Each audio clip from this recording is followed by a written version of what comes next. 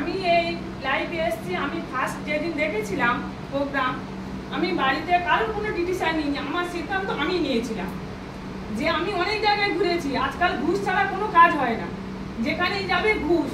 কিন্তু ঘুষটা আমি দেবো যার হাতে কোনো প্রমাণ নেই, ঘুষের টাকা কোনো প্রমাণ থাকে না। কিন্তু আজকের এখানে ঘুষের কোনো গল্প নেই, এখানে যেটাই আছে সামনাসামনি, যা হবে সব সামনাসামনি।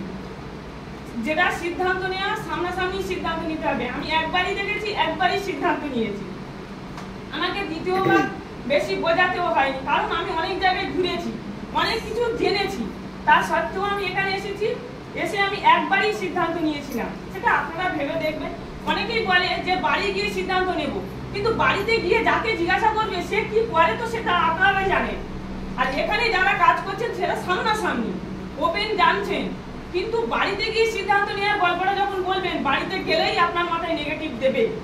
সে বাবা হোক, মা হোক, ছেলে হোক, মেয়ে হোক, স্বামী হোক, যেই হোক।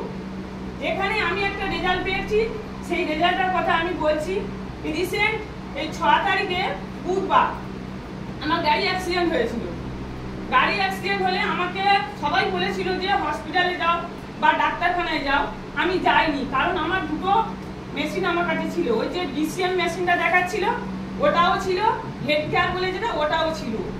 আমার এই হাতের এই মাংস এইখানে পেঁচিয়ে গেছিল, এতটা জায়গায় মাংস পুরো এটা কালো হয়ে গেছে, আপনারা দেখতে পারেন। এখনো আমার কোনো দাগ নেই। হাঁটুতে এরকম দাগ আছে, আমার ভিডিও আছে, আমার ফোনে তেলে ছবি আছে। সেই হাঁটুটায় রক্ত জমে গেছিল, 2 জায়গায় কালো হয়ে গেছিল রক্তটা। আমাকে কোথাও যেতে হয়নি, আমার এই সাপ্লিমেন্ট খেতে বলেছিল 4টে সাপ্লিমেন্ট, কারণ আমি আনতে পারিনি। সোনারপুরে গিয়ে বা বাগাচুতে গিয়ে আনতে হয়। আমার বাড়িতেই ছিল যে দুটো, আমি সব সেই দুটোই খেয়েছি। আর আমি 2 দিনের রেজাল্ট পেয়েছি। আমি 2 দিনের মধ্যে অফিসে এসেছি। এবারে আমার শারীরিক একটু সমস্যা বলতে কি বলুন তো, একটা মানুষের আতঙ্ক, একটু ভয় অবশ্যই লাগবে। যেহেতু সোনাখালী থেকে ওই যে রোড, ফুলতলি রোডে আমার অ্যাক্সিডেন্টটা হয়েছিল।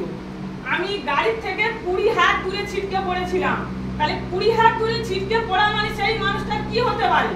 হয় হাত নয় পা, যা হোক একটা আঘাত অবশ্যই হবে। মৃত্যুর মুখে 5 মিনিট আমি পড়েছিলাম, তারপরে আমি উঠেছি। আমার স্বামী চিৎকার করে বলেছে, যখন একজন বলেছে যে মারা গিয়েছে বউটা, ধরো ধরো বলেছে, আমার স্বামী চিৎকার করে উঠেছে যে উনি ভেবেছে যে আমি মারা গিয়েছি। তাহলে কতটুকু মারাত্মক জায়গা সেইখানে ছিল। সেইখান থেকে যখন আমার স্বামী চিৎকার করে উঠেছে, আমি সঙ্গে সঙ্গে দাঁড়িয়ে উঠেছি। উঠে বলছি, আমি ওনাকে জিজ্ঞাসা করছি তোমার কিছু হয়েছে কিনা, উনি আমাকে জিজ্ঞাসা করছে যে তোমার কিছু হয়েছে কিনা। দুজনেরই কারোর কিছু হয়নি, কিন্তু পরে ঝাঁজে বলেছে কিছু হয়নি, কিন্তু আঘাত তো অবশ্যই হয়েছে। অতটা দূরে থেকে পড়া মানে কি? তার থেকে আমি এই ডিভাইস এবং এই সাপ্লিমেন্ট ইউজ করে আমি বাইরে কোনো ট্রিটমেন্ট করিনি, কারণ এটা আমার প্রমাণ করতে হবে যে আমি যেখানে কাজ করছি সেইখানে আমার যদি না নিজের বিশ্বাস থাকবে, আমি এইগুলো যদি না ইউজ করব, তাহলে আমি বাইরের মানুষকে বলবো কি করে? আজকে কালকে থেকে আমার বাড়িতে 3 জন প্যারালাইসিস পেশেন্ট এসে আমার বাড়িতে ট্রিটমেন্ট করাচ্ছে। সিদ্ধান্ত আপনাদের, এবার নিজেদের সিদ্ধান্ত নিজেরাই নেবেন, কারোর উপরে কোনোদিন দায় ভার চাপাবে না।